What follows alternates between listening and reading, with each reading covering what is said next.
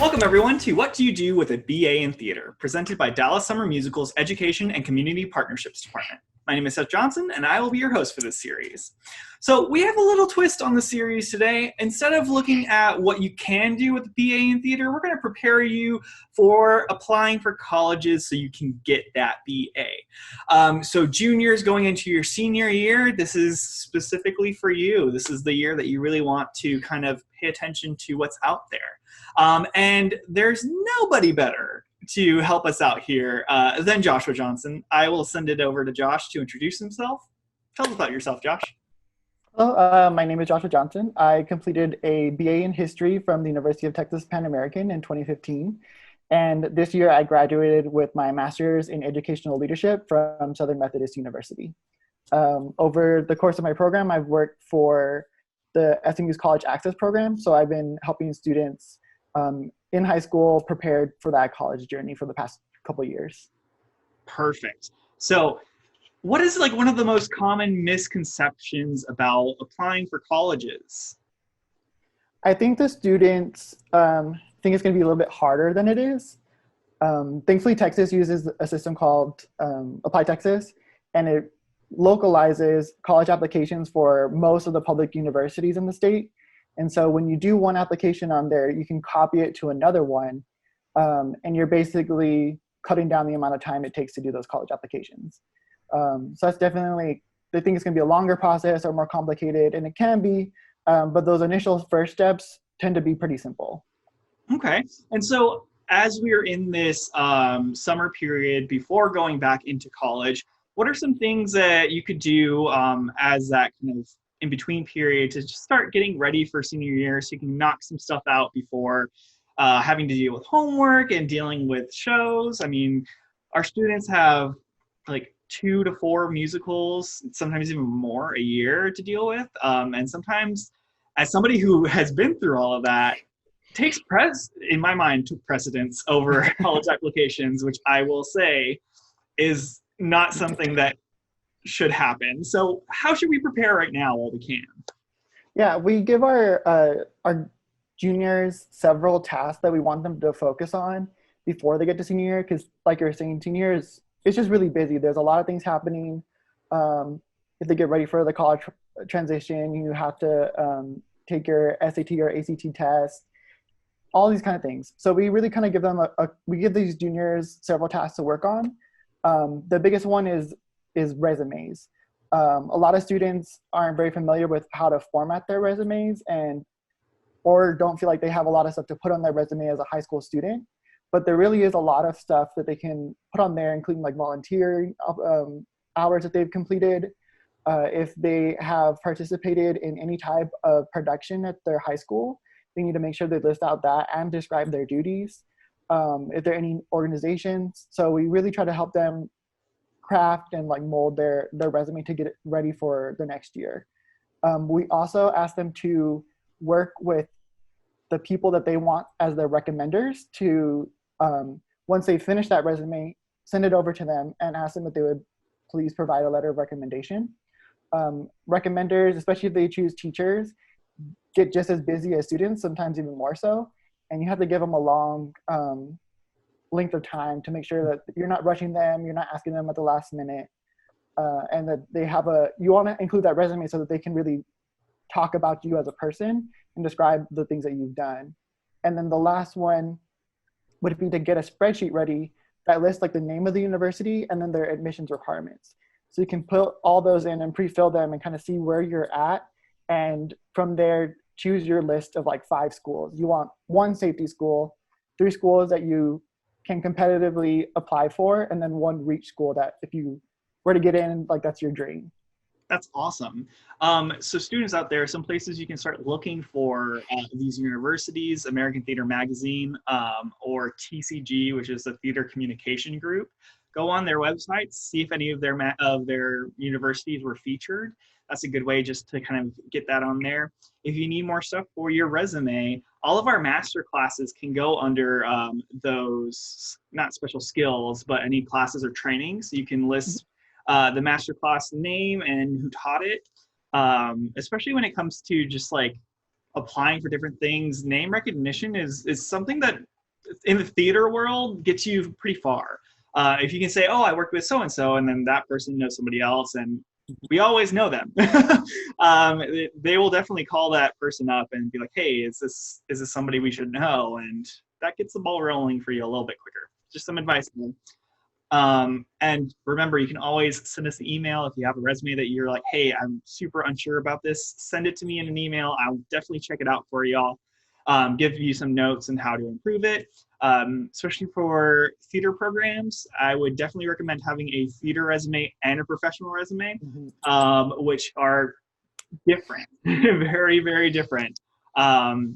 But even send your professional resumes to me because I have some amazing contacts like Josh, and can definitely help you all out there. So when looking for those schools that you were talking about, Josh, with the like safety school and the competitive schools, what are some things when I'm searching through like websites of universities that I should be kind of paying attention to? Yeah, so you're gonna definitely want to go straight to like their admissions requirements page. Sometimes it requires you to dig a little bit, but usually if you type in like freshman admission requirements, it'll send you to that webpage that's going to list out what so a lot of schools have something called holistic admissions, which can make the whole process seem a little bit more vague. So basically holistic admissions just mean that the university isn't going to base their admission decision on one part of your application alone. So they're not going to say, oh, you didn't get the SAT score we want, you're automatically denied or automatically admitted if you did reach that score. Instead, they say, we typically have students who have a test score within this range and are this percentile within their high school. So you want to look at those admissions requirements to kind of see where you line up. If you are a student who is maybe in the third quartile, so you're somewhere between 50 to 75% in your class. If you're looking at an institution that typically accepts students in the top 10, that may not be as easy to get into. It doesn't mean you can't get into there, but you're gonna have to work on other aspects of your application to show them that the grades you achieved in high school aren't all that make you who you are. So just looking at like those numbers and getting an idea of where you're placed and how competitive and how realistic it is for you to meet those standards. Gotcha.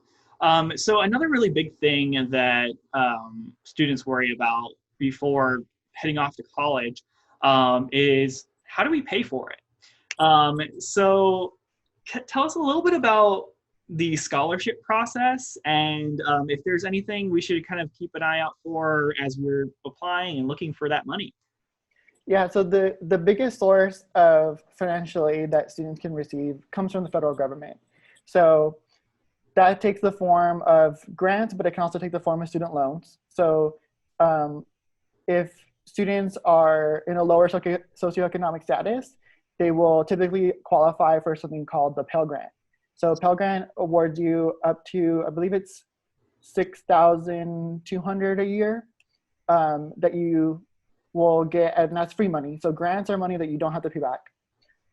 Texas also has something called Texas Grant. So if you qualify for a Pell Grant, you'll typically also qualify for a Texas Grant, and that's another $5,000. Student loans are going to fill in whatever gaps in terms of what funding comes from the federal government, but then you have to look at those scholarships if you want to make up the difference. So we have a saying with SMU College Access, keep writing those essays until your fingers fall off, and your fingers will never fall off. So you are constantly writing essays for scholarships. Mm-hmm. But also you're going to have a lot of repetition. So it's important to keep a log of the name of the scholarship and like what maybe the essay question was. Because if you have a similar application that comes up later, you can just kind of tweak your essay instead of having to write a whole new one. People also tend to get really excited for those really large, like, oh, your Coca-Cola scholarships, your Geico, your Dell scholars, which is great. They're really great opportunities, but a lot of people also apply for them, so it makes them even more competitive. So look at the local organizations within your community and see what types of scholarship opportunities they have. So typically Chamber of Commerce is a really good place to look. And the scholarship may only be like $500, $1,000, but the people you're competing against is a lot smaller.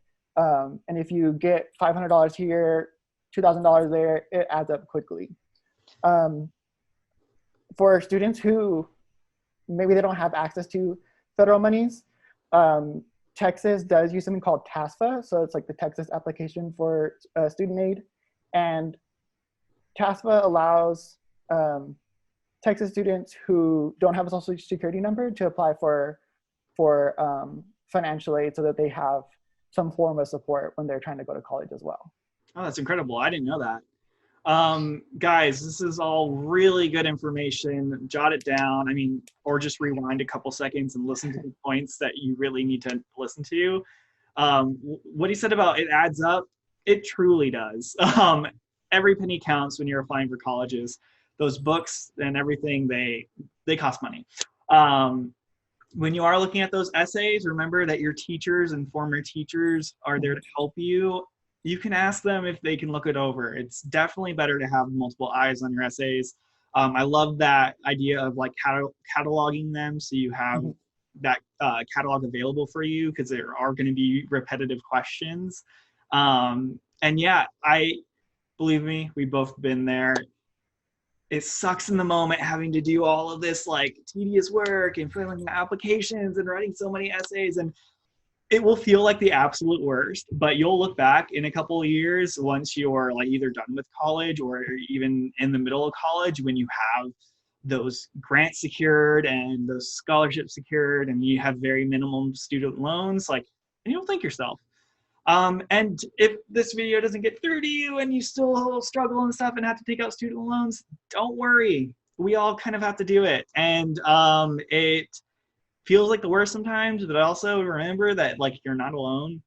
I have tons of student loans, but there's always a way of repaying those back and getting loan forgiveness. And it's not the end all and make or break everything. Focus on what you're learning in college and really making that your priority. And if getting loans or getting student loans is what it takes to get there, that's what has to happen. And it's okay. Yeah. Oh, and I wanted to say one more thing before we move to the next question is when you were talking about local scholarships, remember that DSM has scholarships for high school musical theater awards students. So remember to look through those when we announce them for this upcoming awards season. Even if you're not majoring in theater, there's a scholarship out there for you. So good to know. All right, Josh, before we wrap this up, I want to ask you one last question. And so usually I end this with the question, if you could go back to your high school self and give them one piece of advice, what would it be?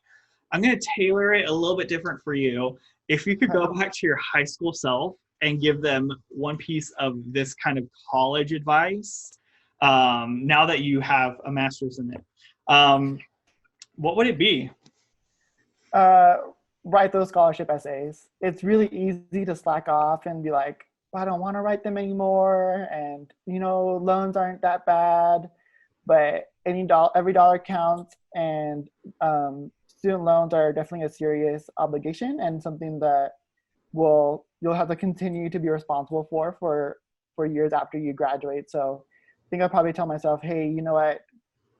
Keep on writing those scholarships, keep finding them. I wish I had worked in the summer, my junior year, to look for those applications, because it's never too early to start them, but it can be too late to apply. So if you're already starting to look at the deadlines, you can get an idea of which ones are going to be coming up when and start working on essays already, or just having a general package together. So that's definitely one of the biggest tip I would probably give myself. And I would also do like a little shout out for DISD. Many of the high schools have contracts with companies called CAP providers, so it's college access providers. So these are individuals who work at the high schools, mainly with the seniors, but also with students in other grade levels, to work with them throughout the college process. So these individuals are on the campus, they can help with resumes, sending out transcripts, doing applications. So ask your counselors like, oh, where's our where's our college access person on this campus, and how can they help us? That's incredible. Yeah, and those of you who aren't in DASD, talk to your guidance counselors. Your own school district might have something for you. That's a really great tip. Do they also help with like transcript, not transcript costs, but the cost of sending some applications? Because I know some places have application fees. Is there any waivers or anything like that? So if a student, if they get a fee waiver to take their SAT, then they also get fee waivers for application fees. Gotcha. But that doesn't include. So if you take the SAT with your high school and they offer it for free there, you have to take it again with a fee waiver to be considered for the fee waiver for the applications. So it's a little bit confusing. It doesn't count if you just do it at the high school. You also have to have access to that fee waiver and do it separately to be able to use those. Gotcha. Good to know. All right. Well, thank you so much for lending your time and all of your advice. This is master degree quality advice, y'all. So definitely take it into consideration while you're applying. Those seniors out there who watch this and are kicking themselves, I'm sorry, but we love you. We're always here to help. Send us an email if you have any questions. This is a scary time right now, but we're all in this together, and we are here for you at DSM. Please use us as a resource. We want to help. Remember to stay safe, wash your hands, and have a wonderful day. Bye.